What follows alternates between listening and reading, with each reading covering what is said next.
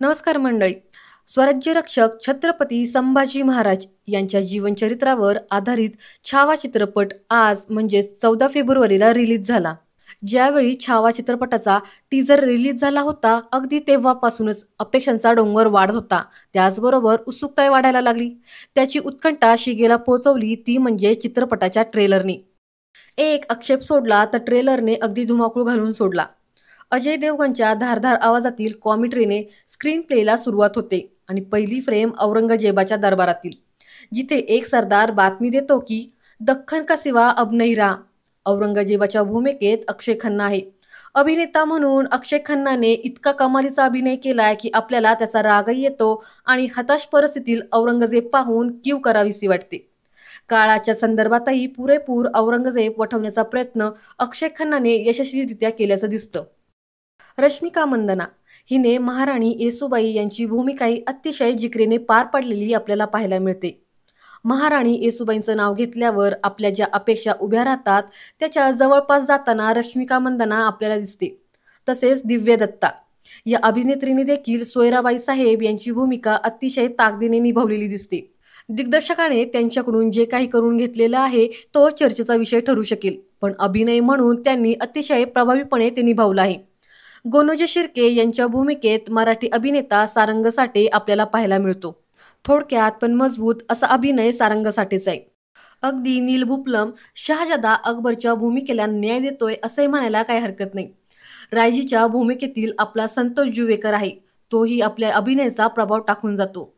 कवी कैलाशच्या भूमिकेत वनित कुमार सिंग आहे आणि सरसेनापती हंबीरराव मोहितेच्या भूमिकेत आशुतोष राणा आपली छाप सोडताना दिसतात. वनित कुमार यांनी रंगवलेली कवी कलश आपल्याला मनाला स्पर्श करून जावा इतका जीवाभावाचा दोस्त भासतो. संभाजी महाराजांच्या शेवटच्या क्षणापर्यंत सोबत निभावणारा मित्र आपल्या भावनेला हात घालून जातो. आणि शेवटी छत्रपती संभाजी महाराज यांच्या भूमिकेत विकी कौशल म्हणजे बाप रे बाप कमालच इतकंच म्हणावंसं वाटतं.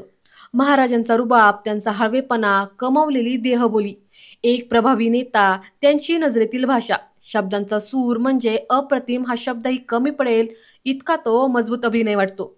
चित्रपट सुरू झाल्यापासून ते शेवटपर्यंत फक्त आणि फक्त आपण समोर छत्रपती संभाजी महाराजांनाच अनुभवतो असं वाटतं.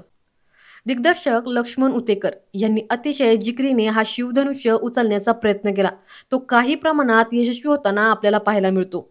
प्रत्येक फ्रेम आपल्याला अभ्यासपूर्वक चित्रित केलेली दिसते. एक भावनिक धागा अतिशय काळजीपूर्वक लक्ष्मण उतेकर यांनी शेवटपर्यंत घेऊन गेले आहेत, तो म्हणजे मातृप्रेमाचा. आईविना वाढलेला आणि मातृप्रेमाचा भुकेलेला शंभूबाळ पाहताना तो आपल्या काळजाला प्रत्येक वेळी हात घालताना दिसतो. इंटरव्हलच्या अगोदर काही दृश्ये सोडली तर थोडा मंदावलेला वेग आणि ड्रामा आपल्याला अपेक्षाभंग केल्यासारखा वाटू शकतो, पण इंटरव्हल नंतर चित्रपट पुन्हा रुळावर येताना दिसतो आणि शेवटच्या 40 मिनिटात तो आपल्याला पूर्णपणे इतिहासात घेऊन जातो. छत्रपती संभाजी महाराज आपल्या अतिशय जवळचा भावनिक आणि गौरवशाली युगपुरुष असल्याने काही दृश्ये पाहताना अगदी आपले हृदय पिळून टाकतात. तुम्ही भावनिक होता, तुम्हाला रडू देखील येते. सिनेमागृहात भयान शांतता पाहायला मिळते.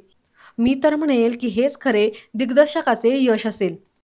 चला तर मग पाहूया की हा चित्रपट कोणी पाहू नये. पहिलं म्हणजे चित्रपट पूर्णपणे शिवाजी सावंत लिखित छावा कादंबरीवरती आधारित आहे. ही कादंबरी 1980 मध्ये लिहिली गेली होती. त्यानंतर खूप संशोधन झाले आहे.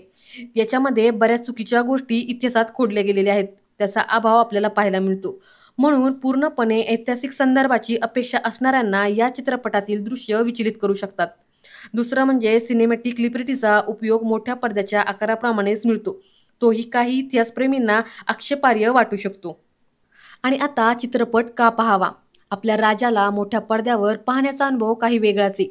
छत्रपती संभाजी राजांची मातृप्रेमाची भूक आणि तो भावनिक धागा आपल्याला आपला राजा जेवढा वाघ होता तेवढाच तो हळवाई होता याचा अनुभव मिळतो.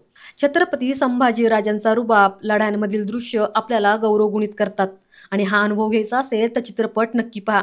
याला जर आपण प्रतिसाद दिला तर पुढील दिवसात अजून संशोधन आधारित चित्रपट येतील आणि अजून खरा इतिहास जगासमोर येईल. कारण इतिहासकार जयसिंगराव पवार यांचे एक वाक्य आहे की जर कोणी एका बिंदूभोवती रिंगण काढत असेल आणि ते रिंगण त्या बिंदूच्या अस्तित्वाला आणि चारित्र्याला जोपर्यंत आव्हान निर्माण करत नाही तोपर्यंत सर्व ठीक आहे असं आपण म्हणू शकतो. इतिहासाच्या संदर्भावरून भरपूर मुद्दे निघतील. हे दाखवायला पाहिजे, ते दाखवायला पाहिजे आणि हे जरा निघू द्या. इतिहासावरती चर्चा होऊ द्या आणि संशोधनाच्या आधारावरती भविष्यात अजून मोठा चित्रपट छत्रपती संभाजी महाराज यांच्यावरती येवो हीच माझी इच्छा. आपल्याला हा रिव्ह्यू कसा वाटला? छावा चित्रपट पाहून आपल्याला काय आवडले, काय आवडले नाही हे मला कमेंटद्वारे नक्की कळवा. व्हिडिओ आवडल्यास लाईक करा आणि असेच व्हिडिओ पाहण्यासाठी चॅनलला सबस्क्राईब करा. धन्यवाद.